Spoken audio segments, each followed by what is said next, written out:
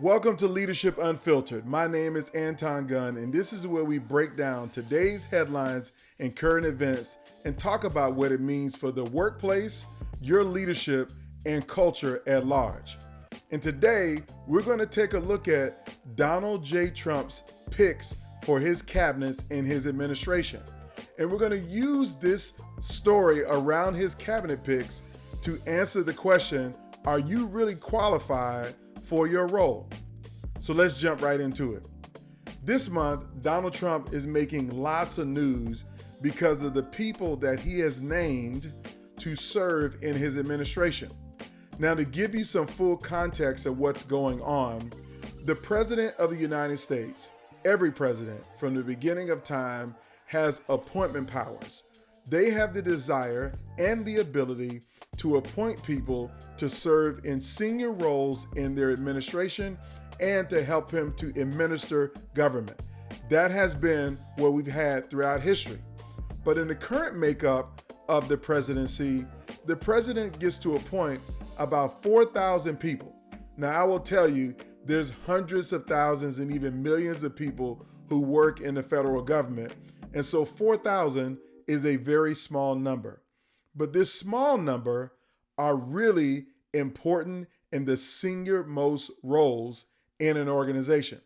So the president has the power to decide who gets those appointments. Now, a lot of people want to know, well, what does it take to be qualified to be a presidential appointee? Well, the qualifications are very, very few, just like the qualifications to actually be president. Now, what do I mean by that? One of the qualifications, you have to be a citizen of the United States of America. Number two, you have to reside in the United States of America.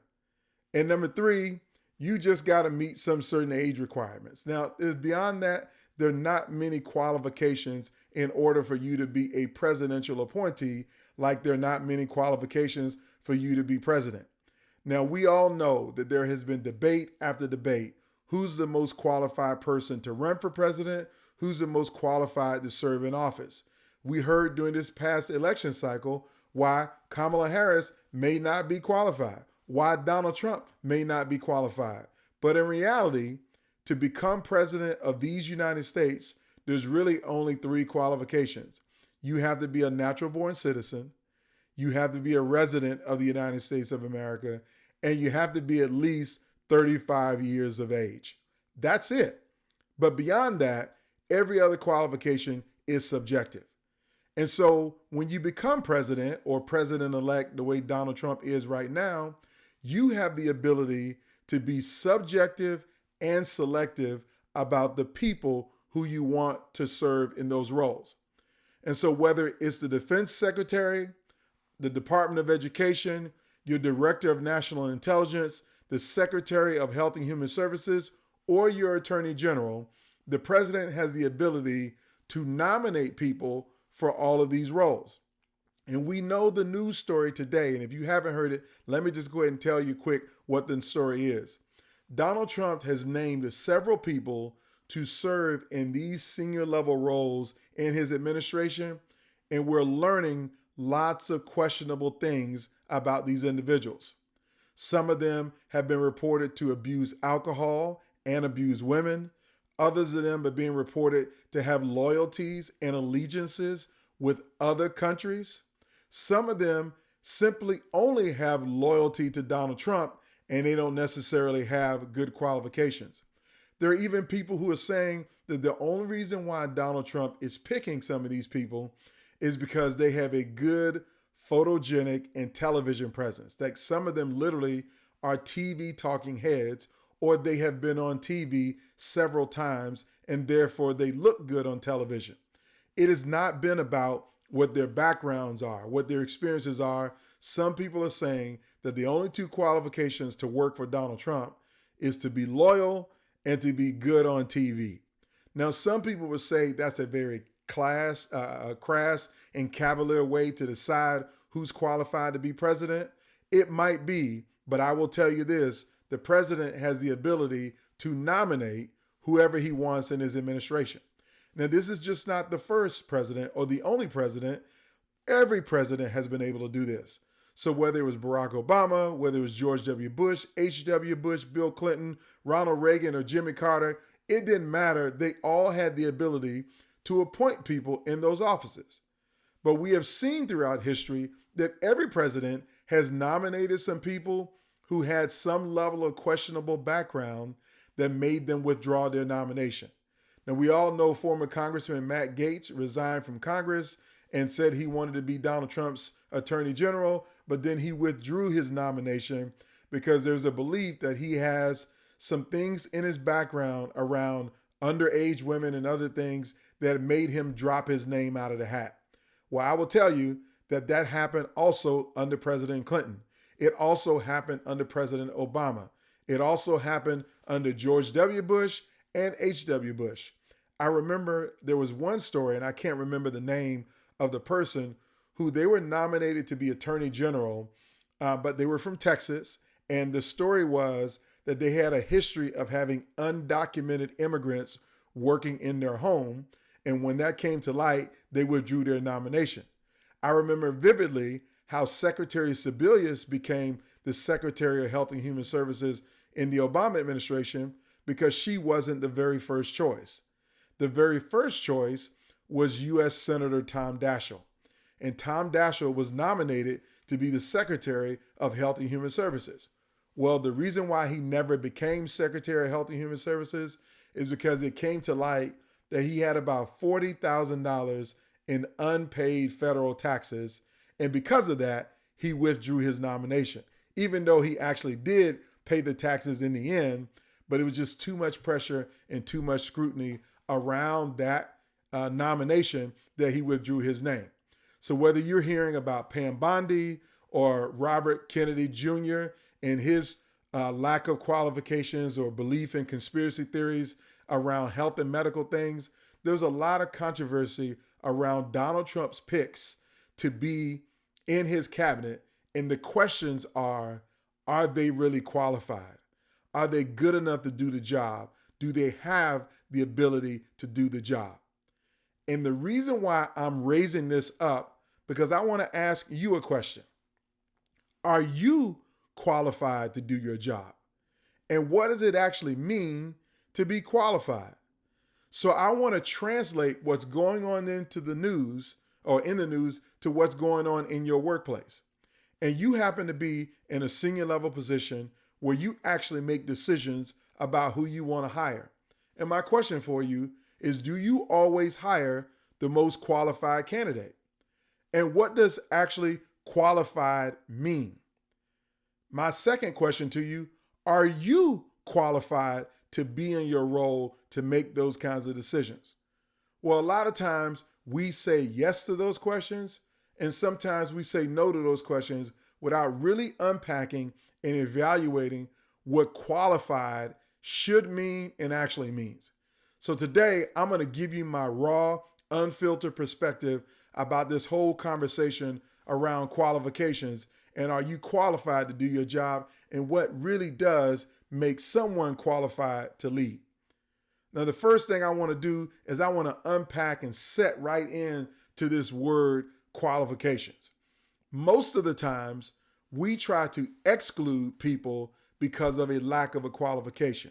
Now, what do I mean lack of a qualification? Many times, qualifications are about the degrees that you have. Do you have a bachelor's, master's, or terminal degree? Are you actually qualified to do the job with a degree? The second thing is we want people to have certifications. Did you get certified in this program, or certified in this skill set, or certified in that? That's a second level of qualifications. And then the third thing of qualifications is, do you have years of experience in a role to make you qualified? And so all of these things, whether it's degrees, whether it's certification or years of experience, is a synonym for what we think is competence in doing the job. We try to say that and we try to think that if you have a degree, if you have a certification, if you have years of experience, then that really means that you are competent to do the job. But you know, and I know, plenty of people who went to school and got the degrees. They got multiple degrees, deep down expertise in the area. They went and got the certification or the training program, and they have been doing this for more than a decade, but yet they still didn't get the job. You and I both know that it happens. As many times, it happens to a lot of women and it happens to a lot of people of color. That we go to school, we get the grades, we get the certifications, we got the years of experience, and even when we apply for the job, we don't get it. So it's easy to interpret that qualifications must be something else other than the degrees that I got, the years that I work here, or how many certifications that I've obtained. And you're absolutely right, because sometimes it is not about competence to get a job, but it's about confidence. Now, when I say confidence, does the person who is sitting on the other side of the table interviewing you for the job have confidence in your ability to do the job?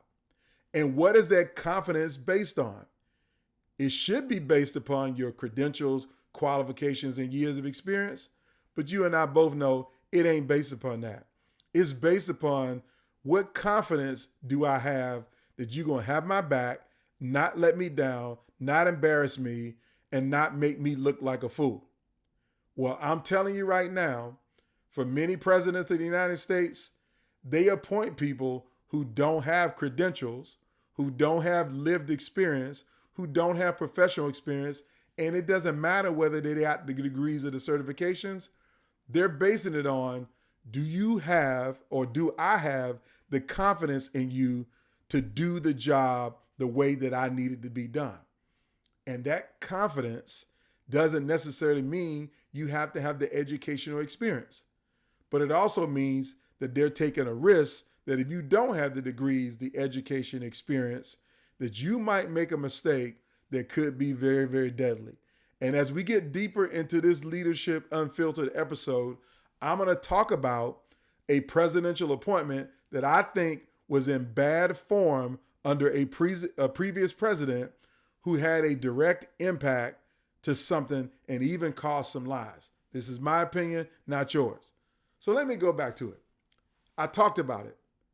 Competence versus confidence. You might have the competency, the skill set, the degrees, the education, and the training, but does the person interviewing for the job have the confidence that you can do the job? And I will tell you that their answer to that question, do they have the confidence in you to do the job, is not really in their hands. It is totally up to you. So I want you to think about this in the context of the workplace. You've been interviewed for countless positions. You know you have the degrees, you know you have the education, you know you have the training. You put it all on your resume and you turn the resume in and you wonder why you didn't get a call back for the job interview. You wonder why you look and see somebody else that got the job but didn't have as many years of experience as you had, that didn't have the certification that you had, that didn't have a terminal degree like you went back to school and got your doctorate degree. What made them get the job? Why did they get the job? What kind of connection did they have? And we say these things and we know that those connections are real. They actually matter. And I'm going to come back and talk about connections a little bit later, but I want to summarize it for you in this way. That your confidence or their confidence in your ability to do the job really boils down to three things. Thing number one is impact. Can I see the impact of your education and credentials in your resume? When I mean impact, what are the outcomes that you can show me that you have delivered in this work? It ain't about where you went to school or how many certifications you brought to the table or how many years you've been in a job, because there's plenty of people who've been in a job for years but don't really get nothing done. They just kind of coast through the world or coast through work. But the question is, what has been the tangible impact of what you've done? Can you point to some metrics, some goals, some outcomes, some changes in your business or industry that can be directly attributed to how you showed up every day at work and what did you do? What is your impact? Because if you can demonstrate impact, it's going to give people some level of confidence in your ability to be of impact in this new role. That's the first thing, is you want people to have confidence in you, you got to be able to demonstrate your impact. And if you can't demonstrate the impact, you're just telling me you checked off the bunch of boxes by getting a degree, getting a certification, and years of experience. So I want you to focus on thinking about impact. Now, the second thing I want you to know that gives people confidence in your ability to be able to do the job is perspective. Perspective. Now, when I say perspective, what is your perspective about the work that is going to be done or needs to be done? Do you have an opinion or a perspective around what would make the organization better? What would make the organization great? Or what would make us successful as a team? How do we get to those better outcomes? How do we get to bigger impact? Do you have something in your background that informs your perspective? And are you able to convey that not only have I had an impact, I have a perspective about how you can do this work better. I have a perspective on how you can be more successful ever. I have a perspective on how this team can do the things that no other team has been able to do. If you want people to have confidence in your perspective or confidence in your ability to do the job, you need to be able to demonstrate that you actually have a perspective about how to get the work done. That's what I'm going to go back to. First is, how are you having an impact? Second is, what is your perspective? Do you have a perspective? Because sometimes you might get asked in a job interview, what's your perspective on the retail environment, particularly as we talk about tariffs? If you haven't thought about it, if you haven't processed it, then you don't have a perspective. And no leader wants anybody who doesn't have a perspective around them. That's my belief system. So you got to have a perspective. Now, the third thing that you need to have if you want people to have confidence in your ability to be able to do a job or to do this work is this. What makes you so unique that I need you on my team? Now, you could say, well, my doctorate degree makes me unique. Well, everybody can get a doctorate degree. You can go to almost any school and get a doctorate degree. You don't even have to move. You can get a degree online. So just having a doctorate degree doesn't make you unique unless you got a degree that nobody else in America has. Then I would say that you don't have a uniqueness with a degree. Same with a certification. You might have a specialized certification, but if other people can go get their specialized certification, that doesn't make you unique. What makes you unique are your life experiences that only you have that nobody else has. So my context for you, if you want people to have confidence in your ability, you got to know what makes you unique. You got to talk about what makes you different than everybody else. I'll never forget when my daughter was in the process of applying for colleges and she was trying to figure out where she wanted to go to school. And all of the schools were getting more and more competitive about what they were looking for in students. And I told her, I said, Ashley, there are going to be 80,000 applications of people applying to get into this school, but they're only going to accept 1,600. So the question is, what makes you so unique that you can be one of the 1,600 students that gets accepted into this institution? And so she had to process that and think about it. And I know she didn't want to process and think about it because why can't I just get in on my grades? Why can't I just get in on the fact that I took these classes? Because everybody got good grades and everybody took those classes. But what's going to get you in is what's going to make you stand out. What makes you unique? Now, I'm going to just go ahead and summarize it in this way. There are three things that gives people confidence in you. That will be your impact, your perspective, and your uniqueness. And so if you don't have that as a leader in your organization, if you don't have that in your workplace, if you're not encouraging the people who report to you to make sure that they can quantify their impact, that they have a perspective about the work, and that they know what their uniqueness is, guess what? You're putting yourself in a position to be rejected because you're not qualified. And qualifications is not about your degrees or your skills or your credentials. We all know that, and we've seen plenty of people who've not gotten a job just because they had everything on paper. But the question is, what's not on paper? And are you able to operationalize my experiences, my uniqueness, my perspective, and my impact in a way that gives the person on the other side of the table making a decision that I can be confident that this person is going to deliver the goods when we give them this opportunity. So that's the first thing I want you to know. Now, there's something else I want to unpack here, and you probably have heard this before, and it's really around the term paying dues.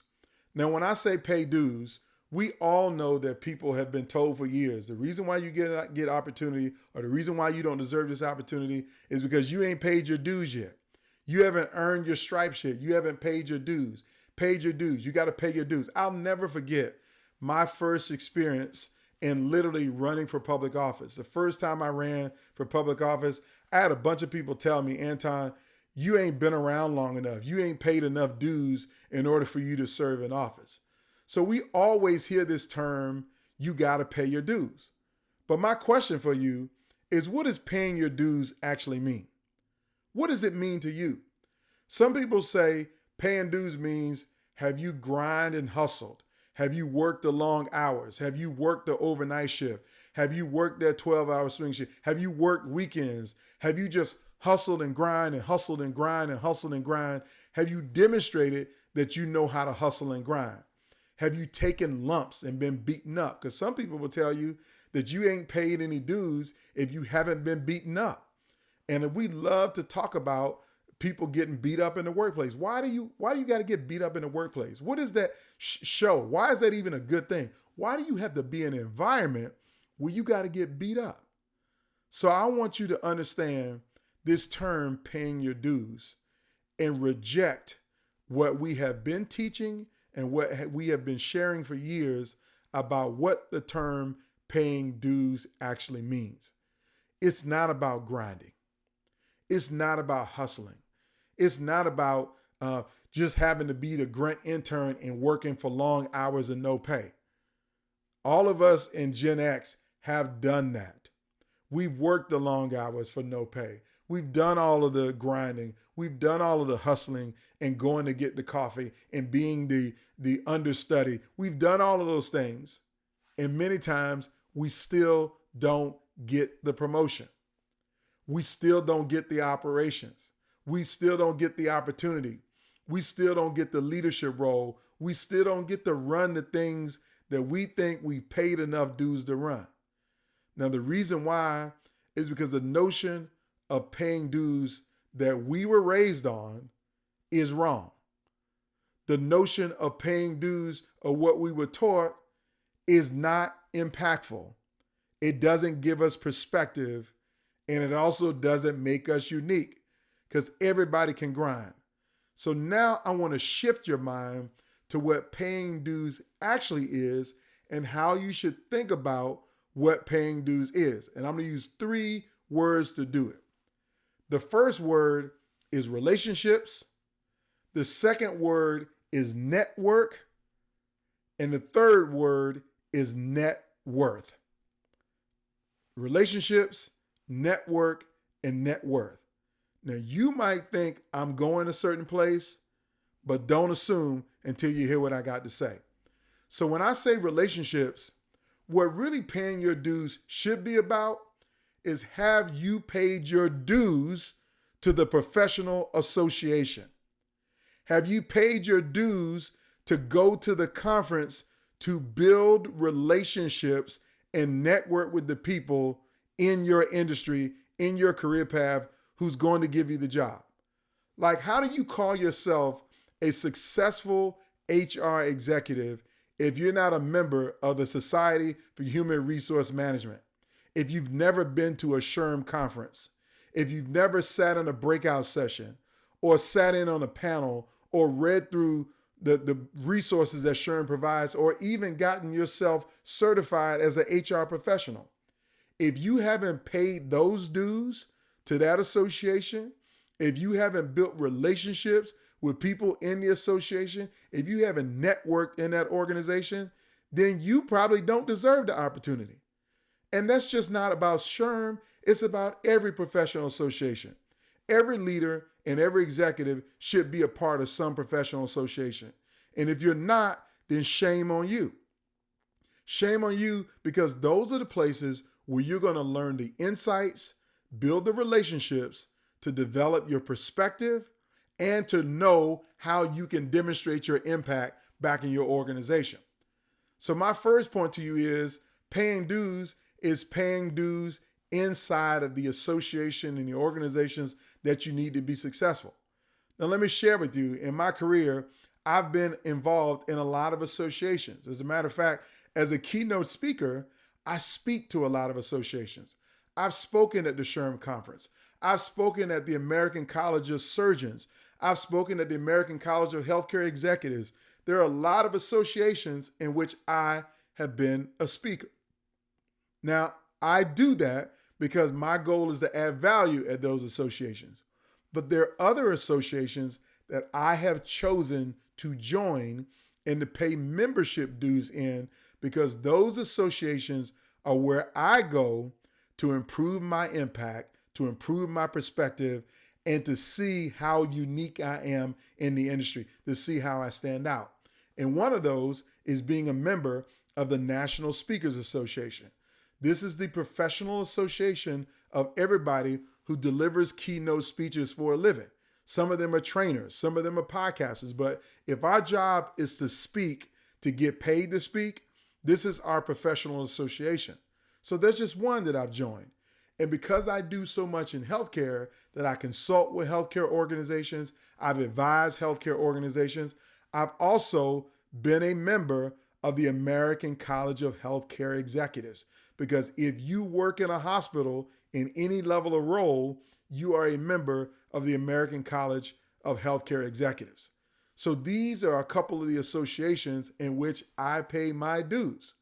And I also pay my dues by going to the conference. I also pay my dues by volunteering on committees for the conference. I also pay my dues by sitting on panels and serving in breakout sessions for the association. My job is to help support the association.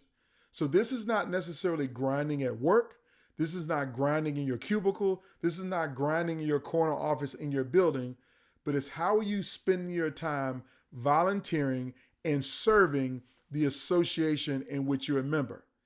If you do that, that is going to make you more qualified. Why is it going to make you more qualified? Because it's going to give people in your industry more confidence in who you are and what they know that you can deliver and what they know you can do.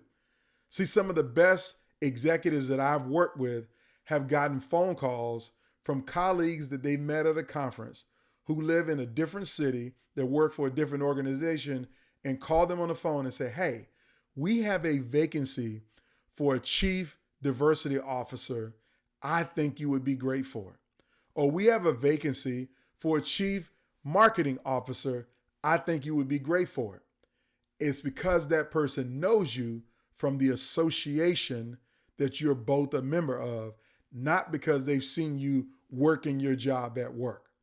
So I want you to understand that paying your dues means pay your dues to the association and not pay your dues and just grind it out at work, long hours and no pay. Paying your dues means networking in your association, building relationships in your association, that you have to go to these conferences. And here's the also byproduct, is that you get professional development. You get the intangible skills that you need to be more effective as a leader inside your organization, because you're going to conferences that are full of breakout sessions and have great keynote speakers like Anton Gunn that give you tools and insights to help you to have a greater impact at work, that will share with you perspectives that you haven't heard before, that you haven't seen before, that you have never connected with before. and to show you how to identify your uniqueness so you can have an impact in the organizations in which you work and in the places where you're expected to lead and to thrive. That's what paying your dues is. Now, here's the third word I mentioned. I mentioned relationships, I mentioned network, and now I want to talk briefly about net worth. So net worth is a word that we all know. And you probably assumed that I meant that net worth is that I need to be wealthy for somebody to have confidence in my ability to do a job, to show them that I'm qualified. Absolutely not. Your net worth is not about how much money in your bank account that you have, but it's about how much trust you have built into the bank account of other people. Now, what do I mean trust? Your net worth should think about it in this way. What is your worth to other people? How do other people see you? Do they see you as valuable? Is it valuable for me to have your name and phone number in my cell phone? Is it valuable to me to have your email address? Is it valuable to me for me to know who you are and who else you know? So what am I saying to you? What is your net value that you're bringing to other people in your organization and in your industry? See, because there's a lot of people who are qualified with credentials, they're qualified with certifications, they're qualified with years of experience, but you can't name a single person that they've done anything to help. You can't name a single person who would say, you know what? Call her because she will get you an answer. Or call him because he will help you to solve this problem. So I'm saying to you, you have to articulate your net worth to people in your industry. How much do you matter? Do people know you and have seen you get things done that you actually matter to them, that they want to be able to have a connection and a relationship with you? Do they want to be networked with you? Because your net worth is significant. Now, the only way you increase your net worth is you got to serve. And then when I mean serve, you got to spend time serving and volunteering. Now, let me go back to where I started this conversation for this example with Donald Trump. Donald Trump is not naming a single person to report to him in his administration who hasn't worked on his behalf long before they needed the job. Now, what do I mean long before they needed the job? Did they do something to help him? And I'm here to tell you that most of those people that you see who are being named in roles, they've actually helped Donald Trump in business. They've helped him in his political career. They've endorsed him. They've done something to help him. Now, before some of you get all upset that I'm talking about Donald Trump, let me be clear. There ain't a single presidential candidate who appoints people that did not help them to become president, or at least have a perspective that they agree with or share or support. I mean, I'm going to be real about it. Do you think Anton Gunn from Virginia Beach, Virginia, a lowly community organizer, nonprofit executive, a young guy who did a bunch of stuff in his community, could go and work for the president of the United States just because my resume stacked up to somebody else's? Well, I'm telling you right now, my resume didn't stack up to everybody else's. See, I went to a public university and I didn't average a 3.0 in college. I didn't average a 3.0 in high school.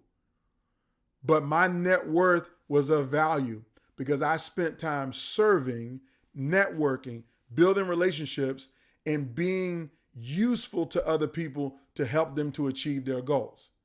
It is through those relationships, it is through that service, it is through that impact, it is through how I gave of myself to help other people to be successful that led me into a position for someone to say, Anton, we think you are, we have confidence, let me use that word, we have confidence in your ability to do this job. Even if you don't have the degree, even if you don't have what we expect for an Ivy League educated, PhD level person, Anton, You have the real world experience and the real world impact. You have a perspective, and we can see your uniqueness. So I'm telling you right now, this is about increasing your net worth. What is your net bottom line worth to other people? Because if you just got years of experience and there's nobody who can say, you know what, she was valuable to us. She was indispensable to us. Like, you really need to hear her perspective on these things. Or her impact is unmatched. Her impact is unmatched. Because there's some people who can say all of those things, and that's why they get the opportunities. So let me move to my last couple pieces here as I close this episode of Leadership Unfiltered to answer the question of whether you're qualified. I want you to know that you have to do these things if you want to be qualified. You got to literally relationships, have a network, and figure out what your net worth is to other people. Okay? Don't just rely on your credentials. You got to give people confidence that you can deliver the job. And so to do all of that, you first have to have a mindset. You got to have a mindset that is significantly sharp in this space of qualifications. Now, what do I mean your mindset? Your mindset is more important than your skill set. Your mindset has to be that I belong here. I'm ready for this opportunity. I have the ability to do the job. I can get the job done. And everything that I've done before this point has made me ready for this moment. So put me in the game, coach. Give me the chance. And I'm telling you right now, as an executive who has coached a lot of other executives, I can tell you that there's some people who have the prerequisite skills of experience. They have the certification. They have the degrees. They also have the relationships. They also have the network. And they have been uniquely impactful and valuable in every role that they've been in. Those people meet everything that I've said up to this point, except they don't have one thing. They don't believe that they deserve the job. They don't believe that they can get the job. They don't believe in themselves, even though they've done all of these things. But then there are other people who literally don't have any of the qualifications. They don't have the degrees. They don't have the years of experience. But they apply for the job anyway because they think they deserve the job. Many times, the first person that I'm talking about who has all of the prerequisites and done everything to have the impact but doesn't have the right mindset, many times that's women. Many times it's people of color who don't believe that they deserve to lead. But you'll have some young 20-something-year-old man, many times a white guy, who will literally say, I deserve that job. Men many times are raised to believe that we deserve to lead. And women, on the other hand, are not conditioned with that mindset as a younger person. And it takes years and years and years and years of you putting yourself in the positions to still get the chance to have that opportunity, but you still don't believe that you deserve that chance or that opportunity. And so I'm telling you right now, you gotta have the mindset, because if you don't have the mindset, your skill set doesn't matter. You got to have the mindset that I belong, I deserve to have this opportunity, I deserve to be here. And all of us need to be reminded regularly that when those positions get posted, when you see those jobs come up, you need to know that, hey, I meet the minimum qualifications to get past the screener or the HR checker, but I also need to believe that when they call me back, that I'm going to say whatever it is that I need to say to convince them that I'm the best candidate on planet Earth to do this job. And you got to believe that your uniqueness is what makes you the best candidate to do the job. So this brings me to my final point, is back to your uniqueness. My question for you is this: Do you know what your uniqueness is in order to be able to lead? Do you know what it requires of you to be successful? What makes you different? What makes you stand out? What is the thing that is unique to you that nobody else has? You got to understand your uniqueness. You also got to identify it and be able to talk to other people about it. Because really, if you really want me to boil down what makes someone qualified for any role that they want, is their ability to speak to their uniqueness, their ability to speak to their qualifications, their ability to speak to their impact, their ability to be able to share their perspective, their ability to be able to talk about what they have done. And I will tell you, the greatest class that I've taken in college ever was Theater and Speech 140. I think it was 240. Theater and Speech 240. It was a class that taught me how to speak from my diaphragm, how to demonstrate confidence in my words, how to demonstrate passion in my words, how to tone it up, how to tone it down. Because people won't give you what you don't ask for. If you don't know how to articulate what you want and what you deserve, you won't get it. So I'm telling you that in addition to figuring out what makes you unique, you got to learn how to give voice to it.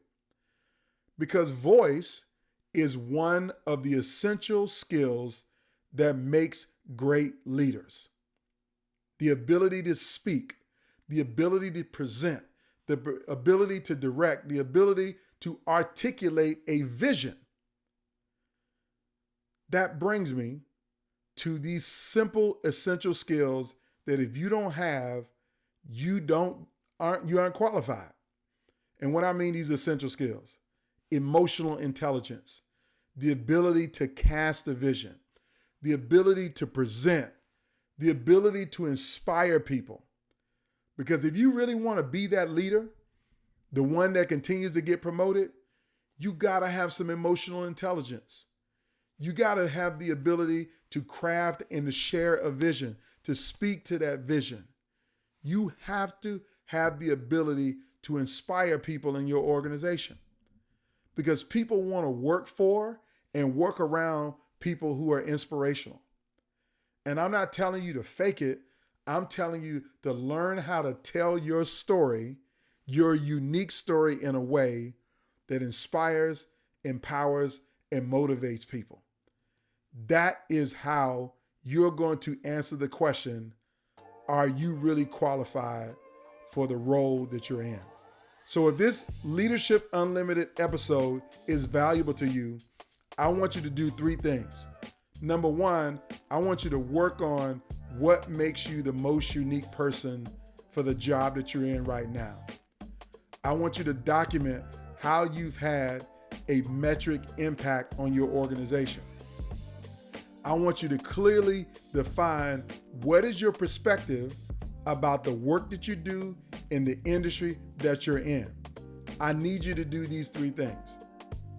And then the last thing that I need you to do, if you've gotten value out of this video and you think someone else would benefit from it, I need you to subscribe, like, and share this video, because I want to make sure that you are able to answer the question, are you really qualified for your role?